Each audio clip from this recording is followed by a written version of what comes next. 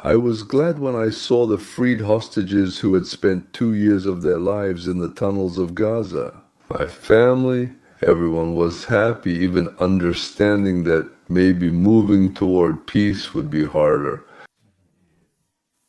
We don't know how it will go. I think that evangelical Christians were happy. I suspect that most of the population of the United States of Europe were happy. And who was upset? Well, Iranian mullahs, Hezbollah, the Houthis, maybe Erdogan, maybe Kim Jong-un. Putin was upset, of course, but for some reason Barack Obama was the most upset of all. I deliberately left out his middle name, as we say, Hussein. For some reason, he was very upset. Here was his first reaction. And you'll see that in this reaction, two words are missing. Which ones? Can you guess? Or I'll tell you later.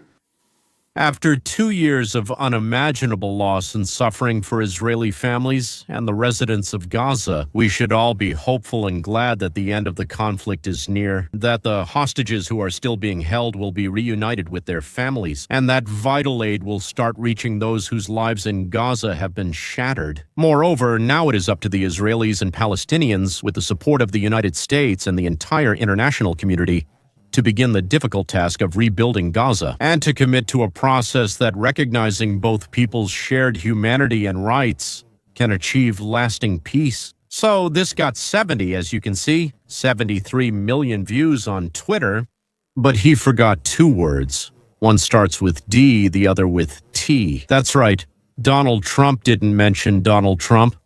Didn't mention the fact that Joe Biden and all the Obama people who were around Joe Biden were running their administration. The Biden administration pursued Middle East policy exactly as Obama would have, which basically meant constant pressure and tightening the screws on Israel. As soon as Trump came in, they did it differently. Peace through strength, saying, hey, you Hamas, release the hostages or you're finished, and then we'll achieve peace. So Obama not only doesn't give him credit, but he also doesn't take a moment to be like, he could have said, you know, I tried something there, and actually Donald Trump tried it differently, and that's pretty good.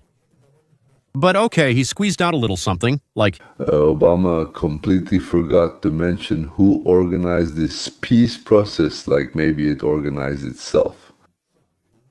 With a grim face, Obama said the following to the camera. Let me explain. Obviously, much of what I imagined, much of what Michelle and I tried to show, our values, our way of thinking about America, my successor seemed to represent the opposite. Actually, not just seemed, but really did. Yes.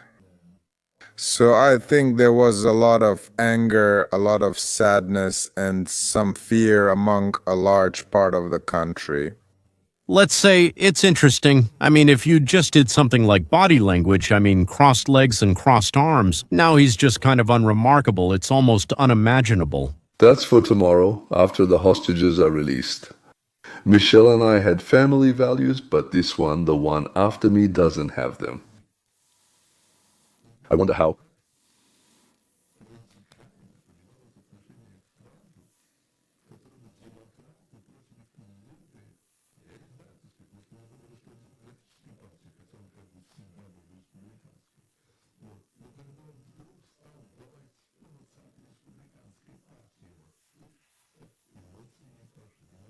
I think...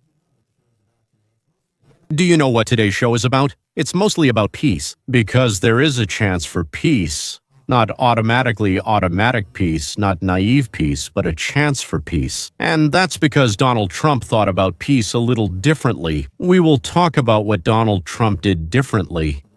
We will talk about some people who did everything the old way, the traditional way, which never worked. I thought a great way to start today's show is with this viral video I saw yesterday. And this, I love these videos. You know, I love these retro videos, especially when they can come up and shed light on something very important today. And I especially like these videos when you see Donald Trump. This is usually in the 80s when everyone in the mainstream media loved him. He was on all those talk shows. People begged him to run for president and all that. and he spoke simple truths, and you realize that Donald Trump in 1986 is pretty much the same person as Donald Trump in 2025. Well, except for wrinkles, a bit of a receding hairline, and a change in his voice. Well, and of course his charm. Youth was replaced by something else, by maturity, although his thoughts were always mature.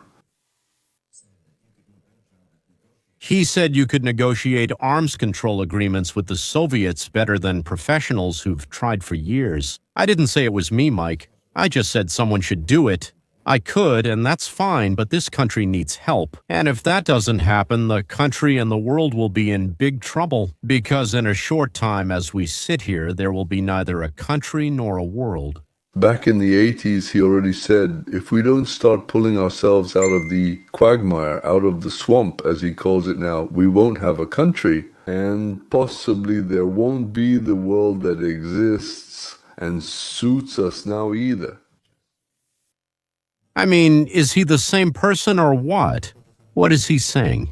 Someone has to do it. He didn't want to run for president, that's obvious. We showed you several other interviews, like with Phil Donahue and Oprah, where everyone was urging him to run for president. He's like, I don't want to, I have other things to do, I'm a businessman, etc. But if no one fixes this, right, someone should step in. And over the years, he saw that basically no one stepped in. He saw a series of people who looked at everything in the usual ways. Everything seen through a traditional lens, so to speak, would only get worse. Donald Trump came along and realized, like Homer Simpson, I'm someone like me. Yeah, like, I'm somebody. Let me do it. I have to do it because there's no one else. And here's another lost and found video of Trump on Oprah Winfrey's show. Watch this long-forgotten video with Trump that's now blowing up the internet. The year is 1988. Oprah asks if he ever plans to run for president. I wouldn't completely rule it out because I'm tired of what's happening to our country. Sounds familiar, ours. We need to make America great again. Thank you. You said if you ran for president, you think you'd win? I don't know, but I think I would. You know, I wouldn't get into this to lose. I've never gotten into anything to lose in my life. I decided to do this. I think I would be inclined. I would say that I would have a damn good chance of winning. I think people, maybe even your audience, are tired of seeing the United States get cheated. And I can't promise you everything, but I can say one thing. This country would make a hell of a lot of money off those people who have been taking advantage for 25 years. It wouldn't be the same. Believe me, Trump. The whole country knew him. He was probably the most prominent entrepreneur, developer in New York, Washington, created a popular reality show, and appeared at all the receptions with presidents, kings, and princesses. Before he became a presidential candidate, and for many years I've been saying, leave the oil, don't give them the oil. Before reality television, you're fired. Donald Trump was a regular figure in New York tabloids. Throughout the 1980s, Trump was busy creating something new, and it wasn't a skyscraper. Billionaire developer Donald Trump gave his name to a hotel in New York, a shopping mall and residential buildings, as well as a casino in Atlantic City, and now he's about to give his name to a major part of Eastern Airlines. Trump was creating a public image that could be both funny and dismissive, arrogant and at the same time relatable to ordinary people. I kind of love and hate him at the same time. I mean, he's got, a huge ego. He seems very... What's the word I'm looking for? Are you with someone? Yeah, he is. He's arrogant. I like him. He's all right. Mr. Trump, you're 33 and wealthy. Did you ever say you wanted to be worth $1 billion?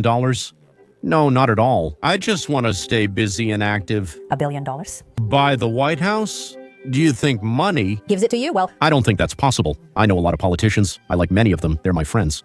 Trump has carefully cultivated Speculation about his future. In 1987, he ran full-page ads in major newspapers. read like a political. Manifesto.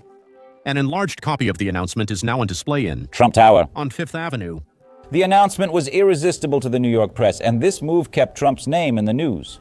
Trump said quite seriously that he was a good enough negotiator to make a nuclear disarmament deal with the Russians. We'll probably sell an additional 10,000 season tickets, and that's a lot of tickets. And His changing positions. Do you have the genes to become a successful politician? well, you never know for sure. I think I'm pretty straightforward, and that's probably not very good for a politician. But it's good because if you ever get elected, you can actually get things done. So Obama and many other Democrats got upset. Hamas released the hostages. Why? Because it makes the person they call a fascist and a threat to democracy look good. These crazy and obsessed opponents of Trump insist that Donald Trump is a terrible narcissist who wants to become some kind of mad dictator and put an end to democracy as we know it. Of course, that's Not true. For some people, the highest goal in life was to become the President of the United States. Would you want to be President of the United States? I don't think I would want to, Your Honor, but I want a capable person as president. There are very capable people in this country. Most capable people avoid running for office. Today, most men fear politics. A shame, isn't it? Yes. The most capable people don't necessarily go into politics, and that's a very sad commentary on the country. They had big corporations and this and that, but they don't go into politics. Yes, the terrible, terrible Donald Trump, worse than Hitler, him. They call him Ogre, monster, fascist, white supremacist. racist. Except, of course, he's not like that. Why don't you run for political office? You have all the money you could ever need. You've achieved a lot, even though you're only 34 years old. I know you can do so much more in the future. Why don't you dedicate yourself to public service? Because I think it's a very harsh life. I would love to, and I would dedicate my life to this country, but I see it as a harsh life. And I also see that someone with firm views and with views that might be a little unpopular, which may be right but may be unpopular, wouldn't necessarily have a chance to be elected against someone without much intelligence but with a big smile. And that's a sad commentary on the political process. Well, exactly. A fascist maniac dreaming of seizing power, establishing a tyranny, and becoming a lifelong president like Kim Il-sung, Kim Jong-il, Kim Jong-un, and put us all in a digital or real concept? Thank you for watching. No. Not a great mind, but a big smile. So in 1980, Young. Donald Trump knew he would be competing with this person. Speak about foresight. Great. Gifted clairvoyance. The smile of a brainless politician, well, not even a petty crook, just a thief.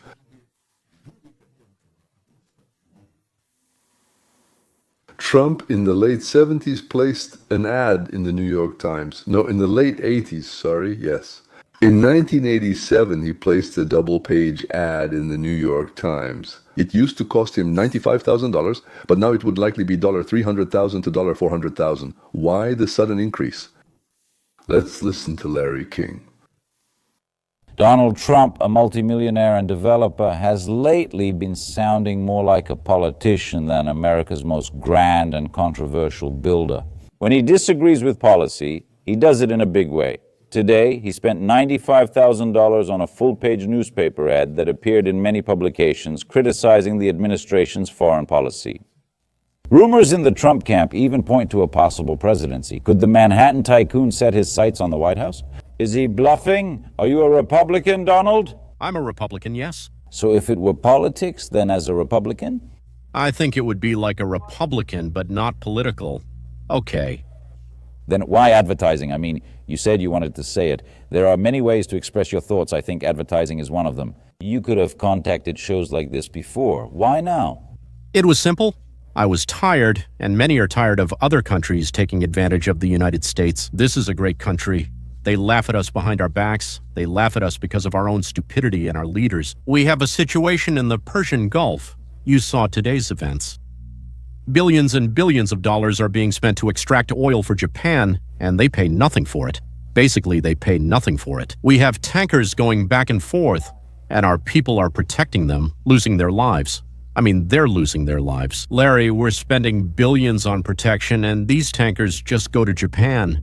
It's ridiculous. Recently, I saw the Kuwaiti oil minister laugh while explaining how much money they'd make from the Bridgerton, which ended up being a total failure. I thought, what a shame. He's talking about how much money they're going to make, and here we are. He's smiling and laughing. Why aren't we getting any of that? Why are we protecting it? We have combat divers, helicopters, aircraft carriers, and various ships throughout the Persian Gulf. So this man and his group, I think that's ridiculous, Larry. But one of the reasons we say we do this is because we've done it, that all previous presidents have supported this. The entrepreneurial mindset questions whether something is right just because someone says so. Larry, the country is losing $200 billion a year. $200 billion. This country can't keep losing $200 billion. Japan is one of the richest machines ever created. Saudi Arabia. Hey, let me tell you, the beneficiary is Japan. They buy my apartments in large quantities. They're good people, but they have to be. They're laughing to themselves about what's happening here. We're not fooling ourselves. They're laughing to themselves, Larry, about what's happening to this country. Well, Exactly, a tyrant and a madman. Everyone liked what he said, they just didn't look deeper. If you stop stealing most of people's earnings, like all those politicians, officials, even journalists will be buying villas abroad and diamonds for their mistresses. But Donald, many people feel the same way you do, and many people, maybe with the same amount of money. Or, of course, some people with the same amount of money feel the same way you do. Why did you decide to speak out publicly? because someone had to. Larry, I see, and again, this is a very important point. Japan, yes, that's a money machine. Saudi Arabia is a money machine. Kuwait is a money machine. The United States, if it were a corporation, it would be bankrupt. It's losing $200 billion a year. It's been losing that for many years. What right do we have to go out and defend? Why aren't these countries, these rich money machines, paying us to protect their freedom and their nations? Why aren't they paying us? We're kind of the keepers of the peace, aren't we? I don't think we should be doing that. I think Japan should contribute. Japan. One of the reasons for their success is that they don't have to worry about defense. The United States does it for free. I mean, it's crazy, Saudi Arabia. I mean, you saw what happened with Saudi Arabia. We're going through the Persian Gulf. We have old-fashioned, outdated minesweepers. We're asking Saudi Arabia to use their minesweepers, which are the best, the most modern, the best. They say no. Who are they to refuse us our minesweepers? It's ridiculous. They're only there because of us. Speaking of that, we're protecting Saudi Arabia. They should pay for it, not... I won't bore you with old videos anymore. Everything is already clear. Trump was needed by everyone. Interesting to everyone, yes. Loved by all politicians, journalists, socialites, and of course ladies of high and not so high society. Until they suddenly realized that when he says you have to be honest, he means you too. And when he tells countries or companies or people, groups of people, we will no longer subsidize you, he means what he says, not just talks like basically everyone else, other politicians. Time to get back to Obama. I don't know who raised him, who prepared him, who shoved him down our throats. I know that his entire political career, well, from rags to president, he dedicated to destroying what we consider the best way of life on the planet. The United States of America has achieved more in 200 years than the Earth. Property than all of humanity in just about 5,700 years of recorded history. By the way, all over the world, our poor would be considered well off in other countries. Here, it seems like no one goes to bed hungry unless they are trying to lose weight. Everyone has a place to live. Stop mentioning 500,000 homeless people. Go to Brazil, Peru, to Africa, to Asia, yes, the Middle East, the Far East. You will see how truly poor people live and how truly poor nations live, what a poor nation really is. They haven't created enough property. Yes, because they don't have what is called primary property. It didn't break in my head. So we work 5 days a week. Why 5, not 7? Yes, because that's enough for us. We get sick leave, we go on vacation, we all know how to read, and we are all equal before the law. Well, unless you're a Republican, then of course you're not equal. And Obama wanted to destroy all of that. And he almost succeeded. But it was his life's work. 8 years in the White House, 4 years pulling the strings and running the White House, 4 years in between, planning the overthrow of a legitimately elected president. And all his work is falling apart. Everything is going to hell. And because of one person he absolutely can't stand, who, unlike Obama, did everything in his life with his own hands. And now he's destroying the web of hatred that Obama and his people have entangled all of us in, the web they thought we were all caught in forever. There was only one thing left to do, as another envious scoundrel named Karl Marx suggested, to suck the blood out of us until we die. Even cable news network, even the most radical liberals saw how envious Obama was and how he couldn't control his emotion called hatred. If this ends and you called it genocide, Donald Trump deserves recognition, regardless of your opinion of him. Some issues outweigh domestic politics and my strong disagreements with current events here. This may be one such moment. I believe Steve Witkoff and Jared Kushner should be considered, and maybe even more than the Nobel Peace Prize. You could argue about that. But I mean, there are a lot of people in Make America Great Again who want this. And this reflects, I'm sure, how Trump feels about getting recognition. President Obama published this post talking about the peace agreement and its prospects. And Don Jr. responded to him, "I'll finish for you. Thank you, Donald Trump." Honestly, it wouldn't be unfair to say if President Obama is going to write an entire post about the peace agreement, maybe he should acknowledge the president who made it. If Donald Trump makes a peace agreement, he deserves recognition. They became uncomfortable. They might even have become ashamed. Well, don't worry, please. They felt ashamed for a short while. They'll recover, suppress those feelings inside themselves, and start lying with inspiration again. But we've long gotten used to the fact that they constantly lie. We'll wash them off, wash ourselves clean of them like annoying flies, and then we'll go celebrate the liberation of the hostages. And when tomorrow comes, we'll think about what happens next. And now let's drink to the liberation of our guys, protect their parents. Until we meet again.